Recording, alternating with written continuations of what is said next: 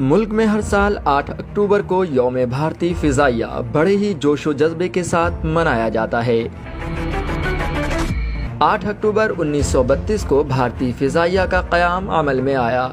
इस दिन भारतीय फिजाइया बड़े ही जोरों शोर से परेड और एयर शो का इनेकाद करती है। मुल्क में आज़ादी से कबल भारतीय फिजाइया को रॉयल इंडियन एयर फोर्स कहा जाता था।